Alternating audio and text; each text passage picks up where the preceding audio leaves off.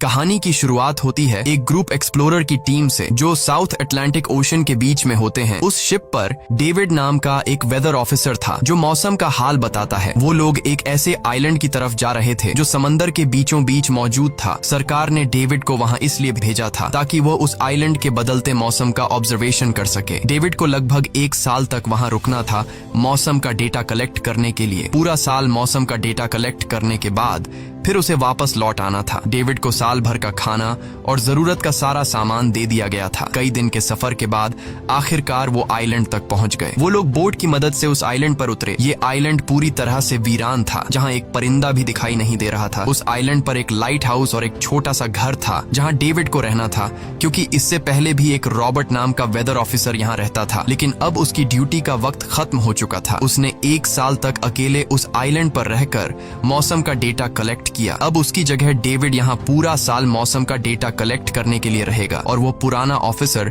Robert ship के साथ वापस चला जाएगा। लेकिन जब पूरी टीम ने घर को विजिट किया तो वो हैरान रह गए, क्योंकि वहाँ किसी भी इंसान का नामो निशान नहीं था। कमरे के अंदर पुराने ऑफिसर का सारा सामान यहाँ वहाँ बिखरा पड़ा था। जिसके बाद कैप्टन और डेविड ने सोचा कि शायद लाइट हाउस में कोई हो सकता है। कैप्टन और डेविड बिना वक्त गंवाए लाइट हाउस की तरफ बढ़ते हैं और वो सब वहाँ एक अजीब नजारा देखते हैं। वो देखते हैं कि पूरा लाइट हाउस तेज और नुकीले लकड़ियों से घिरा हुआ था, जैसे किसी ने जानबूझकर उसे बंद कर दिया हो ताकि कोई भी अंदर न जा सके। जिसके बाद कैप्टन और डेविड ने लाइट हाउस का गेट कई बार नॉक किया, लेकिन अंदर से कोई रिस्पॉन्स नहीं मिला। आखिर में उन्होंने गेट को जोर से धक्का दिया और अंदर घुस गए। लाइट हाउस के अंदर उन्हें एक आदमी मिला जिसका नाम ग्रूनर था। जब उन्होंने ग्रूनर से पुराने वेदर ऑफिसर रॉबर्ट के बारे में पूछा तो उसने जवाब दिया कि वो तो मर गया है। वो समंदर की तरफ गया लेकिन दोबारा कभी लौटकर वापस नहीं आया। ग्रूनर की बातें सुनकर डेविड और कैप्टन दोनों चौंक गए। ये सब सुनने के बाद कैप्टन ने डेविड से कहा, अगर तुम अब भी चाहो तो हमारे साथ वापस चल सकते हो। लेकिन डेविड ने वापस जाने से इनकार कर दिया। डेविड ने सोचा अगर वो सरकार को उस आइलैंड का एक्यूरेट वेदर रिपोर्ट दे पाया तो उसे काफी मोटी रकम मिल सकती है। जिसके बाद कैप्टन ने उसे एक गन दी खुद की प्रोटेक्शन के लिए, और कैप्टन ने डेविड से कहा कि ये जगह मुझे सेफ नहीं दिखाई दे रही, अपना ख्याल रखना। इसके बाद उसे वहीं पर छोड़कर वो सब वापस चल दिए और अब ये दोबारा वापस 1 साल बाद आएंगे। कैप्टन के जाने के बाद डेविड ने घर को थोड़ा सेटल किया, रहने के काबिल बनाया। रात होने के बाद उसे ड्रॉर में एक डायरी मिली जो पुराने वेदर ऑफिसर रॉबर्ट की थी। उस डायरी में आइलैंड के बारे में बहुत कुछ लिखा था। डायरी में एक मिस्टीरियस क्रीचर के बारे में कुछ बातें लिखी गई थी, लेकिन सब कुछ साफ नहीं था। कुछ बातें अधूरी थी। डेविड हर लाइन को ध्यान से पढ़ता गया। उस डायरी में कुछ अजीब तरह के जानवरों के स्केचेस भी बने थे। डेविड को समझ नहीं आया उसने ऐसी पिक्चर्स क्यों बनाई थी। शायद वो अकेला था और टाइम पास के लिए ऐसा किया होगा। डायरी के एक पेज पर पुराने ऑफिसर के वाइफ की फोटो भी लगी थी। डेविड वह डायरी पढ़ते पढ़ते थक गया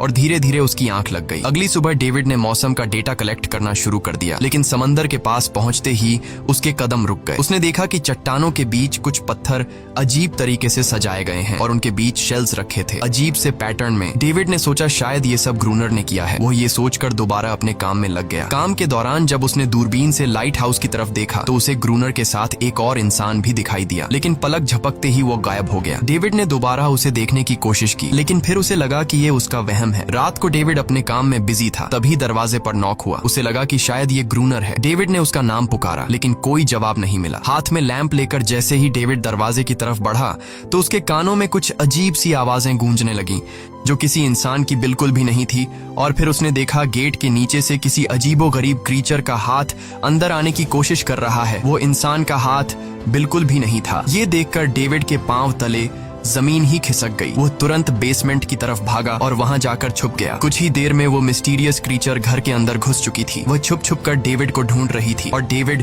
बेसमेंट के एक छोटे से दरार से उसे देखने लगा। डेविड की हलचल से उस क्रीचर ने डेविड को देख लिया, जिसके बाद वो क्रीचर डेविड को मारने के लिए तेजी से उसकी तरफ भागा और दरार से उसे पकड़ने की कोशिश करने लगा। तो डेविड ने खुद को बचाने के लिए फौरन चाकू उठाकर उसकी आंख में दे मारा। वो क्रीचर चीख के भाग गई, लेकिन वो कभी भी वापस आ सकती थी। और डेविड के दिमाग में ये बात कंफर्म हो गई कि जो डायरी में क्रीचर के बारे में बात लिखी थी वह सच है। डर के मारे वो पूरी रात सो न सका। अगली सुबह जब डेविड घर से बाहर गया तो उसने रेत पर कुछ पैरों के निशान देखे जो किसी इंसान के बिल्कुल भी नहीं थे। वो निशान सीधे समंदर की तरफ जाकर खत्म हो गए थे। अब डेविड को सब समझ आ गया था कि क्यों ग्रूनर ने लाइट हाउस के चारों ओर नुकीली लकड़ियां लगाई हैं। अब डेविड जान गया कि अगर मैं इस घर में रहूंगा तो वो क्रीचर मुझे कभी भी मार सकते हैं। डर के मारे डेविड लाइट हाउस की तरफ दौड़ता है और ग्रूनर को चिल्लाकर कहता है, गेट गेट खोलो, मुझे अंदर आना है। लेकिन ग्रूनर उसे अंदर नहीं आने देता और कहता है तुझे शिप के साथ लौट जाना चाहिए था। डेविड निराश होकर वापस लौटता है क्योंकि क्रोनर उसे लाइट हाउस के करीब भी नहीं देखना चाहता था। वो उसके ऊपर पानी गिराकर उसे दूर जाने को कहता है। अब उसे खुद ही कुछ करना होगा। उसने घर की हर एक विंडो को लकड़ी से बंद कर दिया, चारों तरफ नुकीली लकड़ियों से घेरा बनाया और गेट के बाहर पुराने कागज और किताबें रखी। फिर उन पर तेल छिड़क दिया ताकि अगर वो क्रीचर वापस आए तो उसे आग से डराकर भगाया जा सके। लेकिन एक बात थी जो डेविड अब तक नहीं जानता था और ये बात उसे आज रात पता चलने वाली थी। खुशकिस्मती से उसे घर के अंदर एक पुराना बॉक्स मिला। उस बॉक्स में एक गन थी और बहुत सारी बुलेट्स। ये देखकर उसे जिंदा रहने की थोड़ी सी उम्मीद मिली। जैसे जैसे सूरज ढलने लगा, डेविड के दिल में डर बढ़ने लगा। कुछ ही देर में चारों तरफ रात का अंधेरा छा गया। डेविड गन हाथ में लिए घर के एक कोने में चुपचाप बैठा था। उसकी दिल की धड़कनें तेज थीं। तभी एक अजीब आवाज सुनाई दी और जब डेविड ने खिड़की से छुपकर समंदर की तरफ देखा तो जैसे उसके पैरों के नीचे से जमीन ही खिसक गई। उसने देखा कि सिर्फ एक नहीं बल्कि पानी में से कई सारी वही अजीबोगरीब क्रीचर्स उसकी तरफ बढ़ रही हैं। कुछ ही देर में वो सब इकट्ठा होकर कमरे का गेट तोड़ने की कोशिश करने लगे। डेविड ने तुरंत गोलियां चलानी शुरू की, जिनमें से कुछ क्रीचर्स गिरकर मर गए। डेविड को लगा कि गोली की आवाज सुनने के बाद वो डरकर भाग जाएंगे, लेकिन अपने साथियों को मरता हुआ देखकर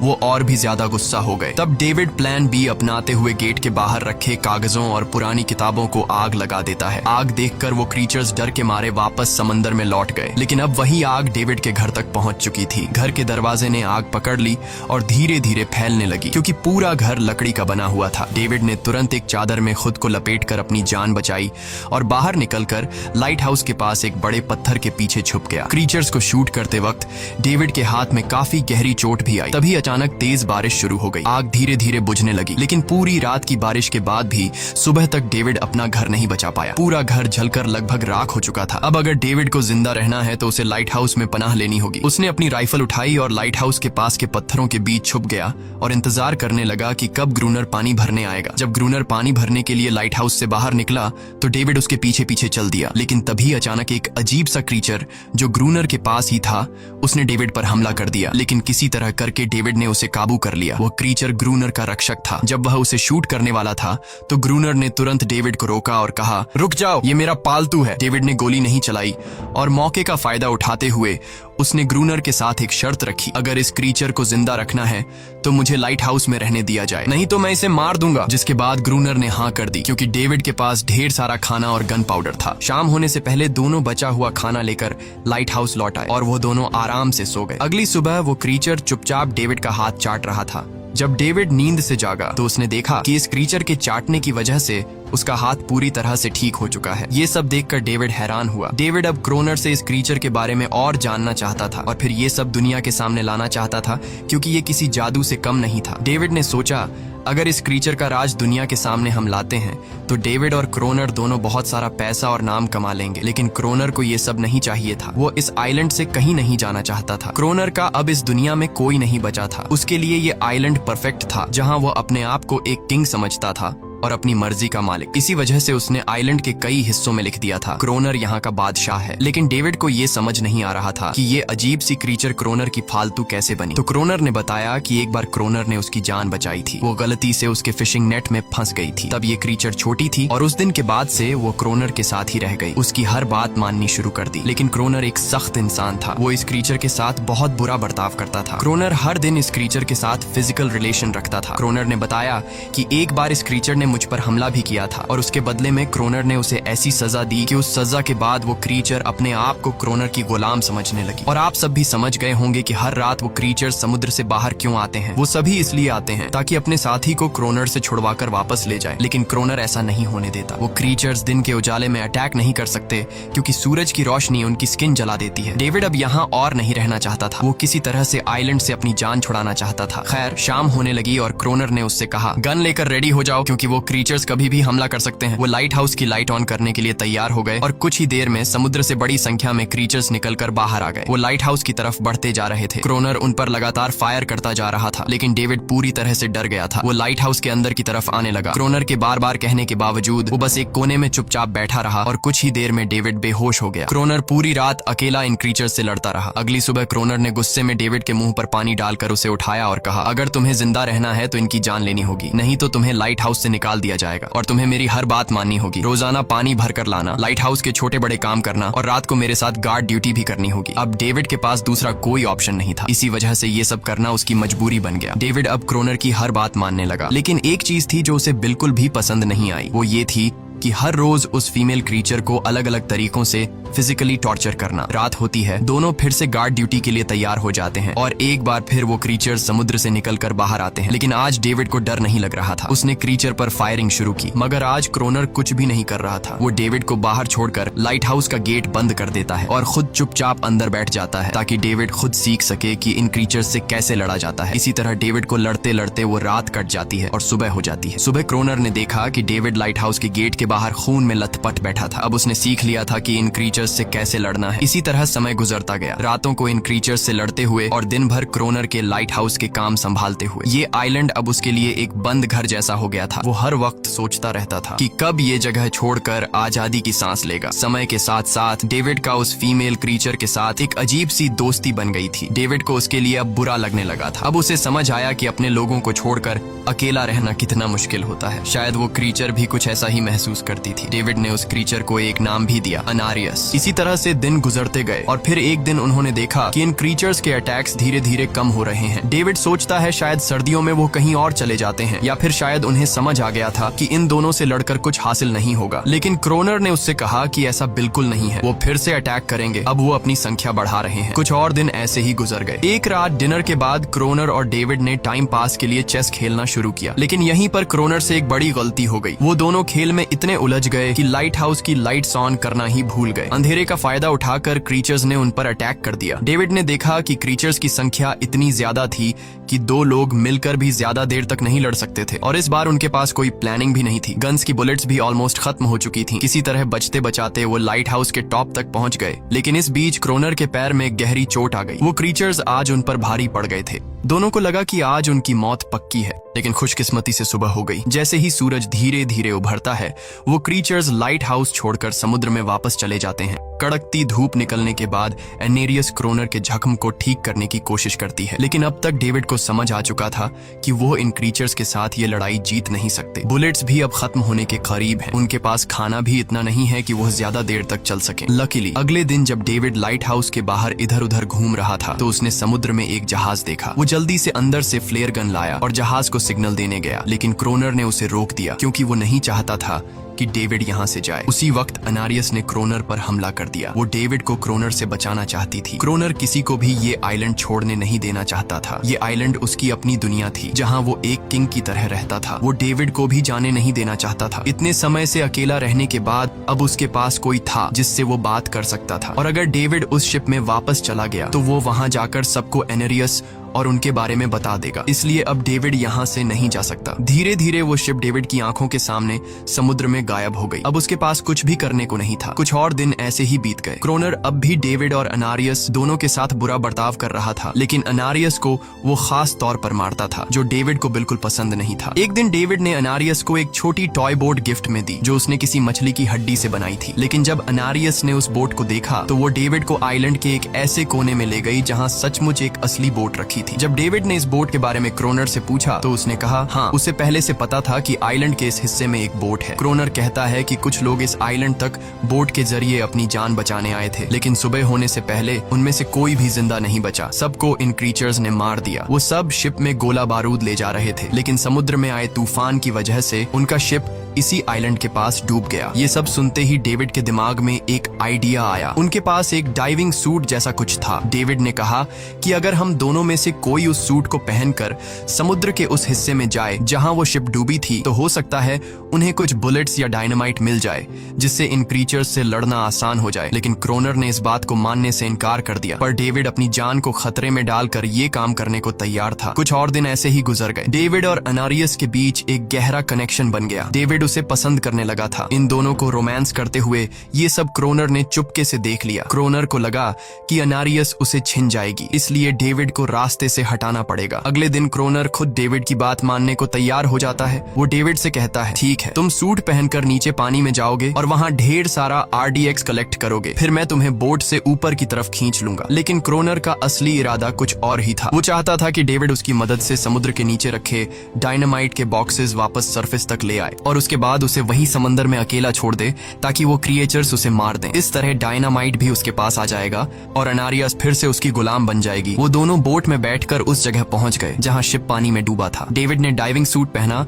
और समंदर के नीचे उतर गया। नीचे जाने के बाद डेविड ने देखा कि शिप पूरी तरह तबाह हो चुकी है, लेकिन उसकी किस्मत अच्छी थी कि उसे कुछ डायनामाइट के बॉक्स मिल गए। लेकिन तभी अचानक कुछ क्रिएचर उसके सामने आ गए। क्रिएचर्स को देखते ही डेविड घबरा गया और नीचे गिर पड़ा। वो डाइविंग सूट इतना भारी था कि वह हिल भी नहीं पा रहा था और डेविड क्रोनर को ऊपर सिग्नल भी नहीं भेज पाया। क्रोनर को लगा कि शायद वह क्रिएचर्स डेविड को मार चुके हैं, लेकिन असल में वो तो सिर्फ 2 छोटे बच्चे थे। डेविड ने जैसे तैसे करके अपना डाइविंग सूट वहीं छोड़ दिया और ऊपर सतह तक खुद को पहुंचाया। उन्हें वहां कुछ पुराने बॉक्स मिले जिनमें डायनामाइट था। इसके बाद यह दोनों काम पर लग गए। उन्होंने लाइट हाउस के आसपास 2 लेयर्स में डायनामाइट बिछा दिया ताकि जब अगला हमला हो तो वे मॉन्स्टर्स को एक ही बार में खत्म कर सकें। कुछ महीने बीत गए और बर्फबारी का मौसम आया, लेकिन एक बार फिर वो क्रिएचर्स गायब हो गए। अचानक से अटैक बंद हो चुके थे, जैसे क्रिएचर्स को खबर मिल गई हो कि उनके लिए जाल बिछाया गया है, इसीलिए अब वो अटैक नहीं कर रहे थे। क्रोनर को लगा कि शायद अनारियस ने उन क्रिएचर्स को खबरदार कर दिया है, जिसकी वजह से वो अनारियस पर जुल्म करने लगा, लेकिन डेविड ने उसे रोक लिया। आखिर में दोनों ने मिलकर एक नया प्लान बनाया, लाइट हाउस का मेन गेट खुला छोड़ने का, ताकि जैसे ही वो क्रिएचर्स पास आए डायनामाइट से उन सबको उड़ा दिया जाए। डेविड ने चालाकी से काम लेते हुए अनारियस को लाइट हाउस के टॉप पर चीखने को कहा। एनरिस की आवाज सुनते ही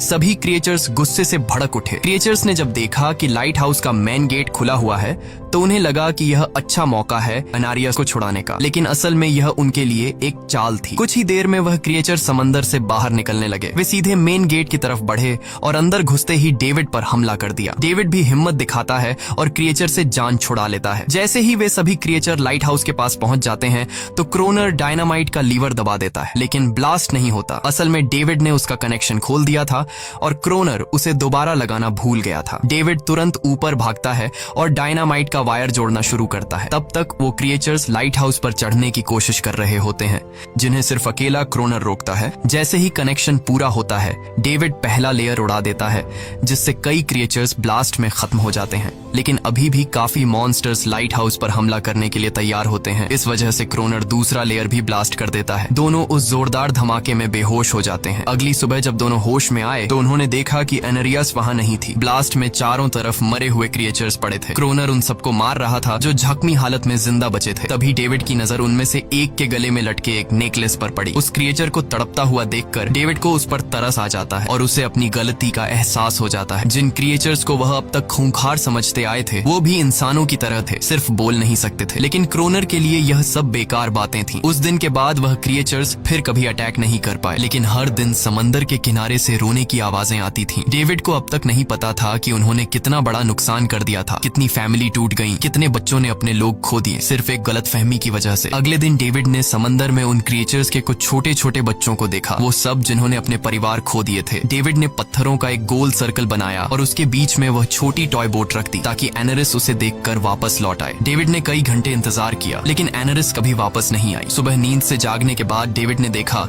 कि क्रोनर सो रहा है। क्रोनर के पास कुछ पुरानी चीजें रखी थीं, उनमें एक पुरानी तस्वीर भी थी और जैसे ही डेविड ने उस तस्वीर को देखा वह हैरान रह गया। वह लड़की जिसका फोटो उसने पहले दिन पुराने ऑफिसर रॉबर्ट की डायरी में देखा था वह कोई और नहीं बल्कि क्रोनर की पत्नी थी और फोटो में क्रोनर उसके साथ खड़ा था। असल में 1 साल पहले आए वेदर ऑफिसर रॉबर्ट मरा नहीं, बल्कि उसने अपनी पहचान बदल दी थी, यानी क्रोनर ही वेदर ऑफिसर रॉबर्ट है। बस उसने अपना नाम बदल लिया था क्योंकि अब वह कभी इस आइलैंड को छोड़ना नहीं चाहता था। ये सब देखकर डेविड ने भी यह उम्मीद छोड़ दी कि वह कभी इस आइलैंड से जा पाएगा। अगले दिन शाम को जब डेविड समंदर के किनारे गया उसने देखा कि उस सर्कल में रखी छोटी बोट अब वहां नहीं नहीं थी, लेकिन उसी जगह पर उसने एक क्रीचर का छोटा सा बच्चा देखा जिसके हाथों में वह बोट थी। डेविड ने अपने हाथ में जलती हुई लकड़ी को उस सर्कल के बीच में फेंक दिया ताकि वह दिखा सके कि उसका इरादा लड़ने का नहीं है और उसे किसी को खतरा महसूस न हो। वह उनके साथ दोस्ती करना चाहता था। कुछ ही देर बाद समंदर की लहरों से एनारिस निकलती है और उसके पीछे पूरा क्रीचर्स का ग्रुप भी समंदर से बाहर आता है, लेकिन इस बार कोई भी डेविड पर अटैक नहीं करता क्योंकि वे भी अब शांति चाहते हैं। उनका इरादा सिर्फ एक सुरक्षित जगह पाने का था अपने बच्चों के लिए। लेकिन तभी वहां क्रोनर हाथ में बंदूक लिए पहुंच जाता है। क्रोनर को लगता है कि अगर शांति हो गई तो उसे सबसे ऊपर होने का एहसास कैसे होगा। डेविड उसे समझाने की कोशिश करता है कि ये क्रीचर्स लड़ना नहीं चाहते, ये शांति चाहते हैं, लेकिन क्रोनर किसी की नहीं सुनता। वो एनेरियस से चिल्लाकर कहता है अंदर चली जाओ। लेकिन ये पहली बार था कि एनेरियस ने उसकी बात नहीं मानी क्योंकि अब वह उसकी नौकरानी नहीं थी। यह देखकर क्रोनर को लगता है कि अब इस आइलैंड पर उसकी बादशाहत नहीं रही। क्रोनर खुद को अंदर से कमजोर महसूस करने लगता है क्योंकि अब कोई भी उसका हुक्म नहीं मान रहा था। गुस्से में उसने लाइट हाउस की तरफ कदम बढ़ाए। डेविड को लगा शायद क्रोनर को अब समझ आ गया होगा कि हर एक जानवर आजादी चाहता है, कोई भी किसी का गुलाम बनकर नहीं जीना चाहता। लेकिन क्रोनर के सर से बादशाहत का भूत कहां उतरने वाला था। जैसे ही वह लाइट हाउस पहुंचा उसने सिग्नल गन से एक फ्लेयर छोड़ी जो सीधा जाकर एक क्रीचर के बच्चे से टकरा गई। उस बच्चे की तुरंत मौत हो गई। सभी क्रीचर्स डर के मारे भाग गए और एनेरियस ने भी डेविड पर अपना पूरा भरोसा खो दिया। गुस्से से पागल डेविड तुरंत लाइट हाउस की तरफ भागता है क्रोनर को सबक सिखाने। डेविड उससे लड़ने लगता है, क्यों किया तूने ये सब? ये लोग तो बस शांति चाहते थे। लेकिन क्रोनर इतना हिंसक हो चुका था कि उसने डेविड को मारने का फैसला कर लिया। वह हाथ में लोहे का रॉड लेकर जैसे ही डेविड पर वार करने जा रहा था, डेविड ने उसे उसके असली नाम से पुकारा और कहा, रुक जाओ रॉबर्ट, तुम खूनी नहीं हो। ये सुनकर क्रोनर एकदम रुक गया। असल में रॉबर्ट ऐसा इंसान कभी था ही नहीं। इस आइलैंड पर आने के बाद अकेले रहने की वजह से उसकी मेंटल हेल्थ बिगड़ चुकी थी। अकेलापन, अपनी पत्नी की मौत और गहरा डिप्रेशन, इन सब ने उसे ऐसा बना दिया था। वह असल में कोई किलर नहीं था, वह एक अच्छा इंसान था। क्रोनर को एहसास हुआ कि ये क्रीचर्स कभी लड़ना नहीं चाहते थे, वे बस शांति चाहते थे। क्रोनर ने उन्हें सिर्फ इसलिए मारा ताकि वह खुद को पावरफुल दिखा सके और अब क्रोनर को अपनी गलती का एहसास हो चुका था। इसीलिए उसने खुद को उन क्रीचर्स के सामने सरेंडर कर दिया और कुछ ही पलों में उन्होंने उसे मार दिया। डेविड लाइट हाउस के अंदर खुद को लॉक कर लेता है। समय ऐसे ही बीतता चला जाता है और 1 साल बाद आइलैंड पर एक गवर्नमेंट अफसर आता है, साथ में एक नया वेदर ऑफिसर भी होता है। अब नए गवर्नमेंट अफसर ने इस आइलैंड पर वेदर मॉनिटर की ड्यूटी करनी थी। जब कैप्टन पिछले अफसर के बारे में डेविड से पूछता है तो डेविड भी वही बात करता है कि वह पानी की तरफ गया था लेकिन कभी वापस नहीं आया और वेदर ऑफिसर को भी लगता है कि डेविड ही क्रोनर है। डेविड ने भी उनकी इस गलतफहमी को ठीक नहीं किया। वह चुपचाप बालकनी पर गया और खड़ा हो गया बिना कुछ कहे, क्योंकि अब वह भी इस आइलैंड को छोड़ना नहीं चाहता था, बिल्कुल क्रोनर की तरह। इसी दौरान एनेरिस भी अपने परिवार के साथ खुश थी। अब उन्हें किसी क्रोनर जैसे आदमी का डर नहीं था। अब वे आइलैंड पर भी और समंदर में भी आजादी से जी सकते थे। इसी के साथ कहानी खत्म हो जाती है। अगर वीडियो आपको अच्छी लगी हो तो हमारे चैनल को जरूर सब्सक्राइब कीजिए।